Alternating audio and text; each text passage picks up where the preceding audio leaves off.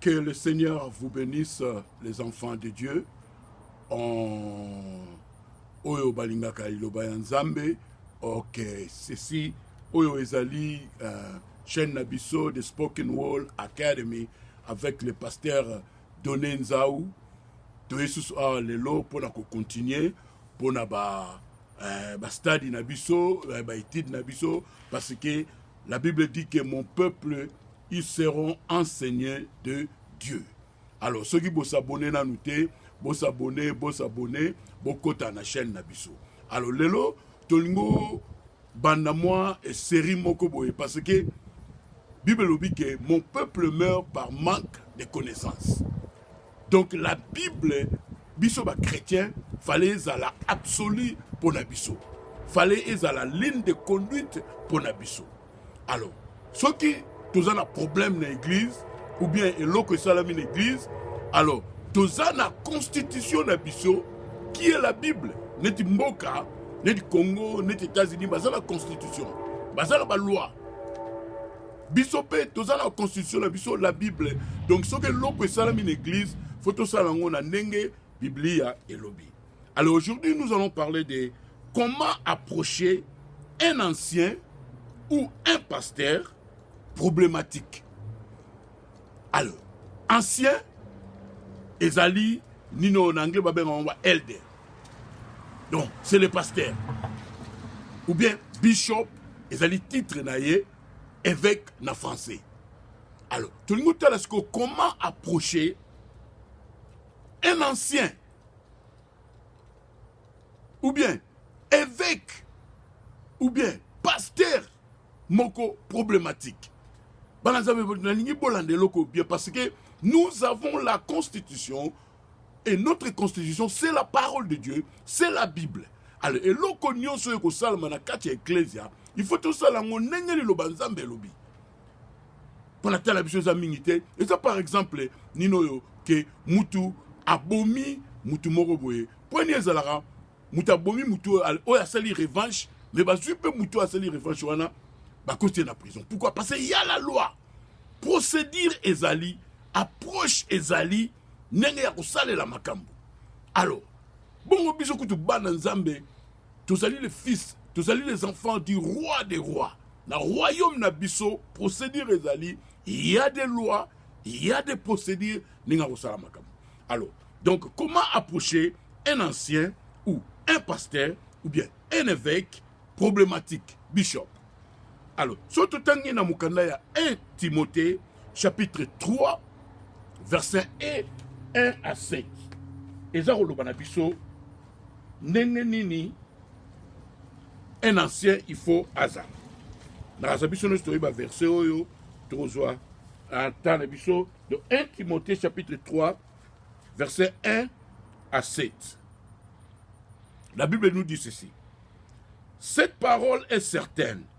Si quelqu'un aspire à la charge d'un évêque, il désire une œuvre excellente. Bishop, en anglais. Évêque, pasteur. Il faut donc que l'évêque soit irréprochable.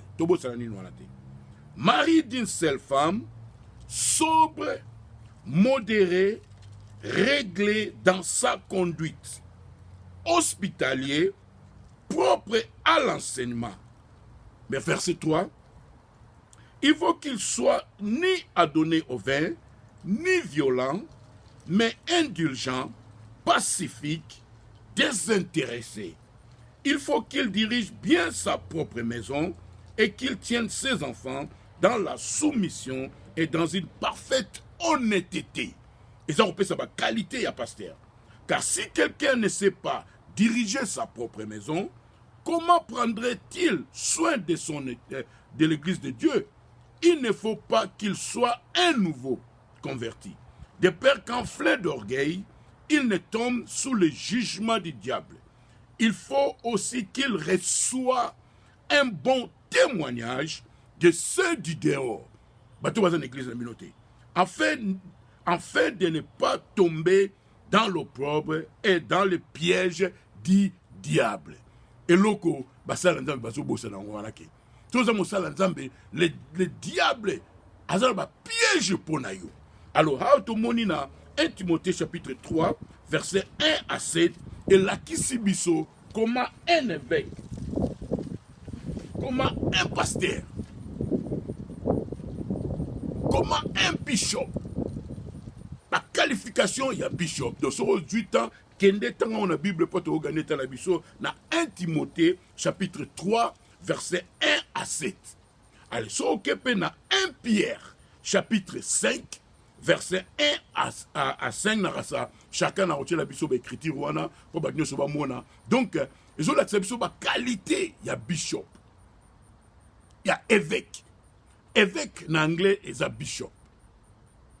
Ancien en anglais est un elder. Nyonso wana est un pasteur. Nakati il y a l'église locale. Alors sikoyo titre la biso zali comment approcher un ancien ou un pasteur problématique. Bananzambe. Tous à la prudence. Dieu n'est pas un Dieu de désordre. Parce que Dieu, c'est le souverain juge. Et Dieu, azana nenge approche kamakam. Donc, ton moni qualification, il y a pasteur. Il faut azala irréprochable. Bible lobi la biso so 8 tangango.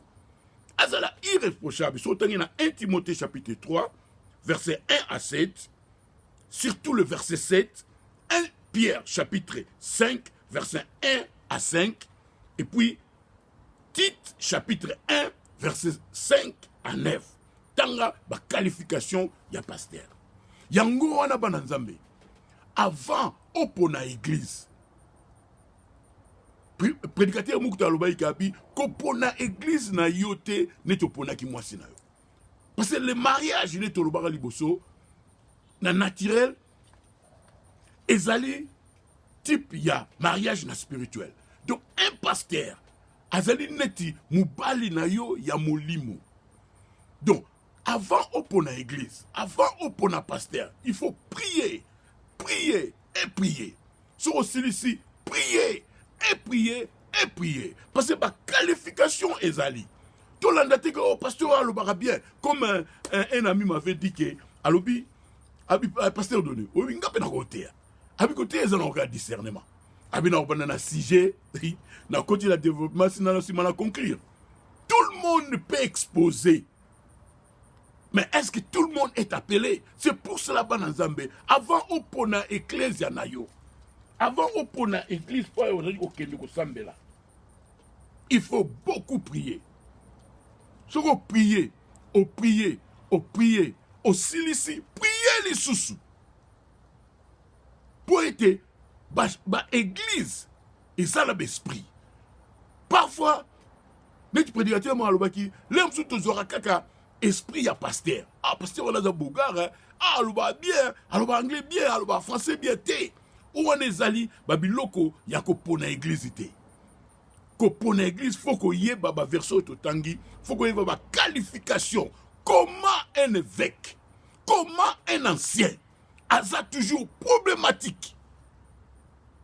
Bakanga est toujours nabasi.